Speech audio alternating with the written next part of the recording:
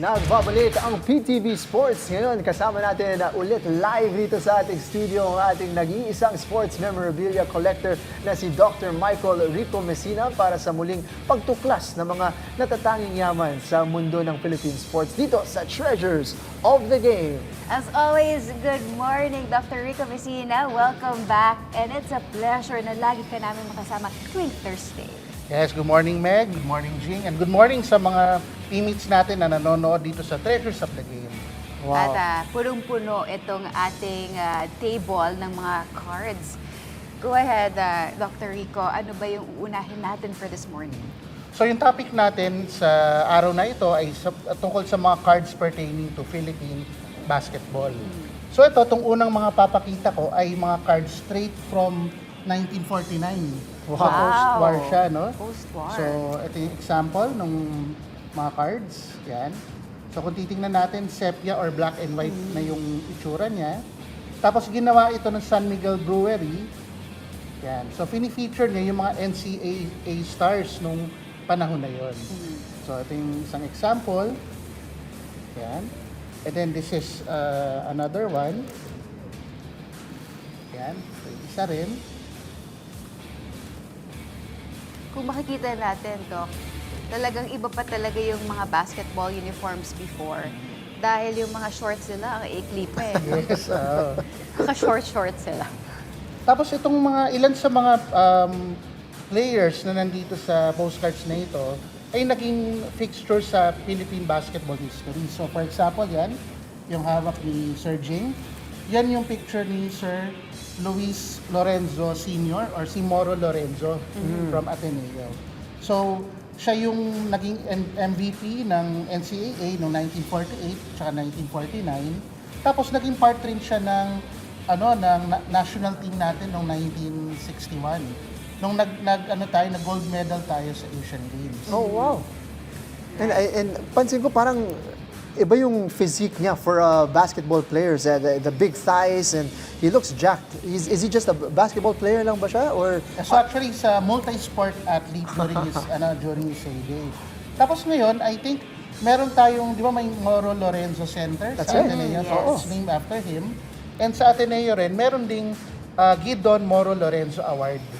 So binibigay siya in honor of Sir Lorenzo. So binibigay siya dun sa mga athletes who excel also academically in their institution. And if I'm not mistaken, Dr. Rico, during the 1949, ito yung golden era of amateur basketball kung saan ang NCAA is the premier and pinakasikat siya na collegiate basketball league. Yes. So back then, yung NCAA, siya yung number one league with regards to collegiate basketball. So all of the top colleges and universities were in the NCAA. Nung time na yun, wala pang UAAP. Wala pa. So ito naman, Ma'am Meg, yung hawak nyo na card. Yan. So siya naman si Pons or Ponciano Saldana. So he's from San Beda. Tapos siya yung naging captain ni na Kaloy-Loy Saga, ni na Tony Henato. Tapos siya ay nag-compete sa Helsinki Olympics. Tsaka sa 1954 na World Basketball Championships. So doon nag-place tayo ng number 3 or bronze medal tayo doon sa tournament na yon. Just imagine the level of skills or kung gaano kagaling ang ating mga basketball players during these times kung saan, if I'm not mistaken, Philippines is one of the best in Asia. Yes, if not the best, best. tayo yung the best in Asia. impressive. Yan. So from these sepia and black and white na cards, so colored na tayo ngayon. Lipat naman tayo. So we now go to the 1970s, no? Particularly 1974. So yun yung taon bago nagsimula yung PBA. So itong mga cards naman na ito, so these are Coca-Cola cards. So yan, this one, you can see that's a picture of a young Robert Jaworski Sr. Yan. That is a great Yeah, so haircut. this is a picture card of Danny Florencio. Okay, Florencio, can I get that? And then other players include Rudy Soriano, Ricardo Cleopas, Big Boy or Alberto Reynoso, ito naman yung action card naman. So, kanina nakita natin, picture card siya, yung portrait. Ito, yung action shots naman nila. Yan. Okay. So, para makuha yung mga cards na yan, you had to exchange yung caps ng bote ng Coke sa tindahan, sa suking tindahan, para ma-avail mo yung mga cards na yan. Yun ba yung like, kunyari, yung cap, merong nakalagay ko ano yung pwede mong makuha? Doon sa mga napagtanungan ko, napag-researchan ko, that you need to have a certain number of caps to bring to the sari-sari store to avail of those cards. It's incredible. Tapos yung mga players na to, were they part of the national team?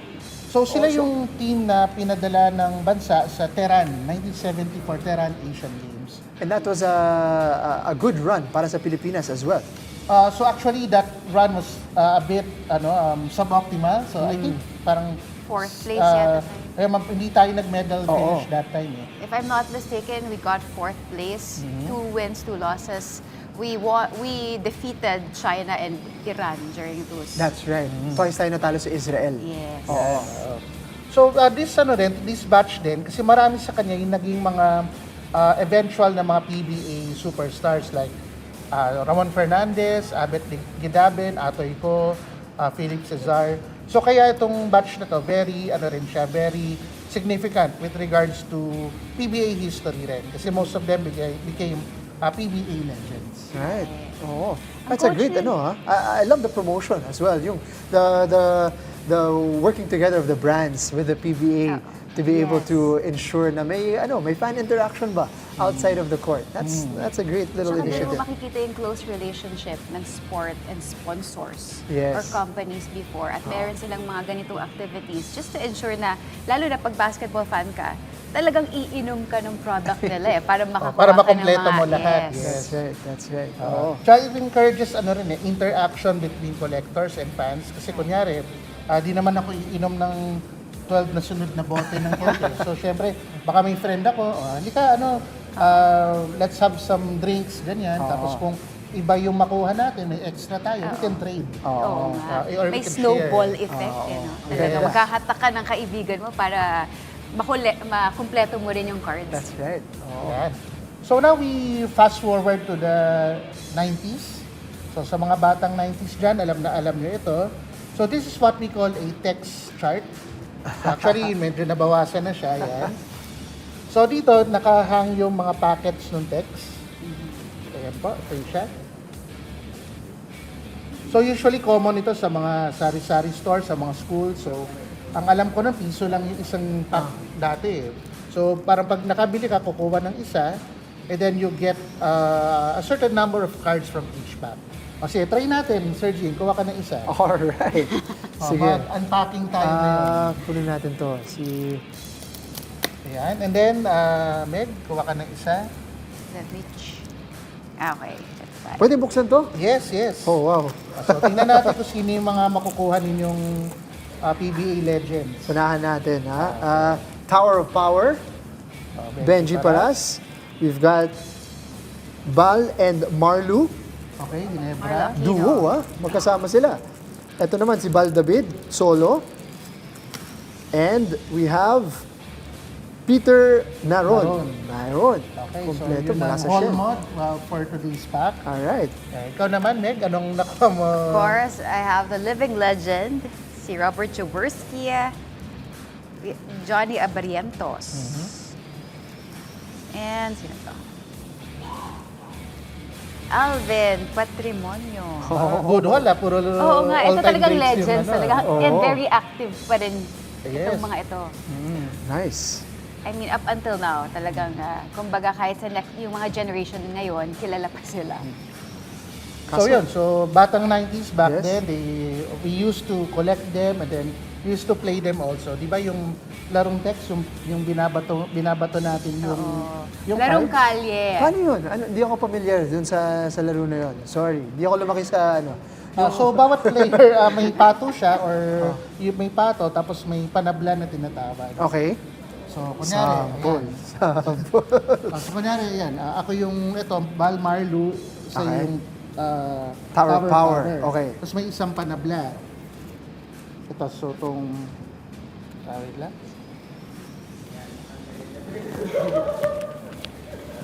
Yan. Yan. So, itong Peter na ron.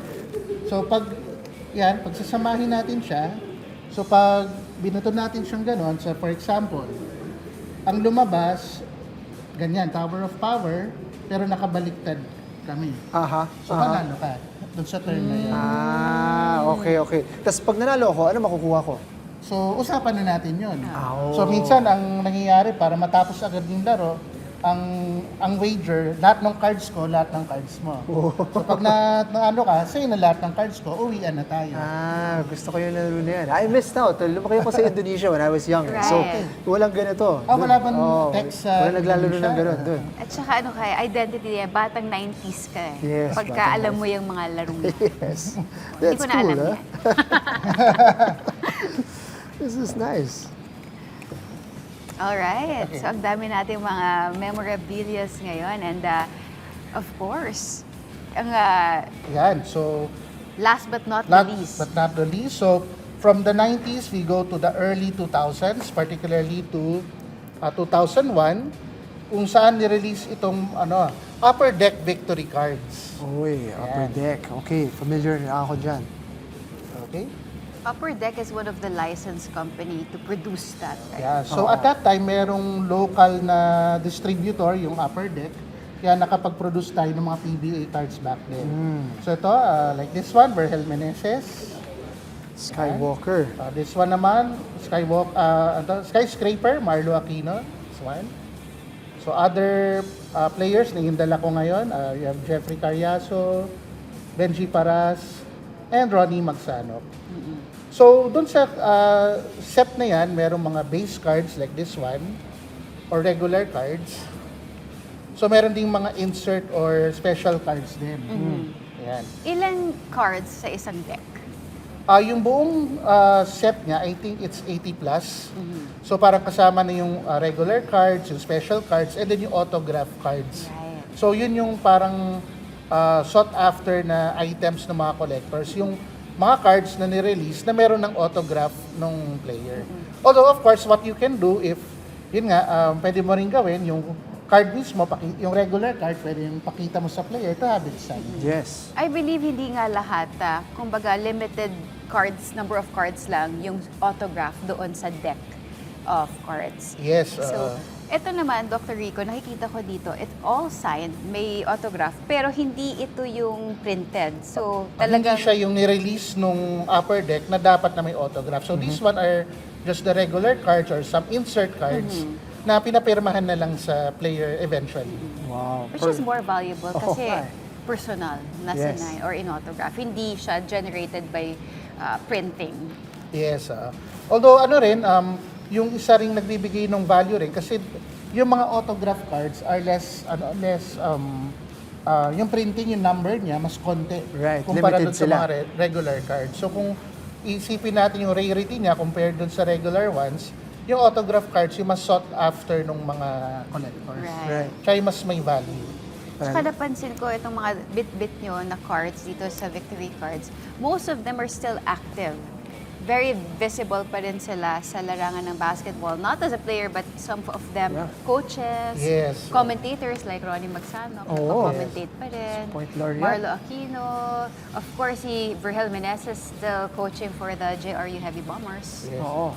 So ano lang no, so yung basketball life hindi siya natatapos sa playing career. So maraming mga opportunities like coaching, management, no, being a team manager, ganyan. So maraming opportunities for in our basketball community. Right. Shout out to Coach Ronnie Magsanok. Madalas ko nakakatrabaho sa pagko-commentate ng mga laro. Coach Ronnie, what a guy. What a humble. One of the most humble personalities Pag hindi in mo alam basketball. na top 50 greatest PBA players yan, you would never know kasi hindi niya ipapaalam sa'yo yun. Diba? So, True. he doesn't carry himself that way, but it's fantastic to see. Kasi nandito din yung mga numero nila. The statistics over the course of their career. So, you know, you get a great insight kung bakit ba sikat yung mga players nito. It's not just because of the reputation that they built, but it's backed by the numbers. Kung Their stats. kaano sila kagaling and ano yung contribution nila sa bawat kupunan nila. So one nuance also about this set is that although it was released in 2001. Kung titingnan natin yung copyright, it's 2000. Right. And then the stats here are until the 1999 season. So, yun din kasi baka magtataka yung mga kumuha ng cards. Bakit hanggang 1999 lang? 2001 pala siya na-release. Right. So, those are some nitty-gritty info about these particular cards. At kung maaalala lang natin, no, 1990s and early 2000, ito yung kasagsagan ng popularity ng PBA. Yes. Dito talagang halos lahat ng tao nanonood ng PBA. Yung ating mga dads and I will tell you, even Godfather. kami sa Indonesia, in Jakarta, nanonood kami ng mga games. And it would be picked up via satellite. Pamilya namin would sit down, we'd watch the games. In particular, we were supporting San Miguel Beermen at the time. So talagang pinapanood namin yung mga laro. We would separate our days, nakamark yun sa calendar namin kung kailan manonood. It was a big deal para sa Filipino community abroad. Yeah. And also, these cards are also like a salamin or a mirror to the basketball scene back then. So, for example, with these cards, noong 1940s, may kita natin, ganyan pala yung suot ng mga basketball players back then. So, may kita natin ngayon yung evolution nung uniforms, nung way of playing, as seen through these basketball cards. Uso pa ba ang mga basketball cards ngayon? At present, are we still producing modern-day PBA basketball cards? Sa pagkakaalam ko, Sir Jing, yung PBA, yung huli siyang naglabas nung either cards or stickers is I think 2015, ganun, mid Tagal. 2010s. Pero with regards dun sa cards mismo, merong ni-release na collector arts na tinatawag na set of cards. I think it was mid to late 2000s. But after that, wala pa pong official na card set na nire-release ang PBA. siguro maganda, no, an idea for the PBA na ibalik nila yung mga ganitong memorabilia for the more recent basketball players. Like, kunyari sila Junmar Fajardo, I think worthy sila sa mga Yes, mapabilang yes. sa ganitong collector na items ma-immortalize sa card. sila, Yes. yes. With these cards, Oo. yes. It adds to the depth of the enjoyment of following the PBA, di ba? Yes. Yeah. Incredible. So, a fantastic collection. Makikip pa namin itong mga text na to. Sa inyo na yan. Wow, really? Yes, yes. Doc Baka meron Rico. tayong pabaon. Wala kay Doc today, ha? Tower of Power. Thank And, you in Val David advance. and Okay. Marlo Thank you, Aquino. thank you. Maraming salamat, Doc Miko. No? So, Doc Miko is what we should call you as a Rico. nickname. No, Miko. Rico. Yeah, Miko, Miko is Michael good. Rico kasi. So, Kaya pinagsama na lang pagsama natin. natin si Yes. Doc Oh, Miko. sige, so siya, Ayan. Doc Miko na. Doc Miko, moving forward. Doc Miko, maraming salamat.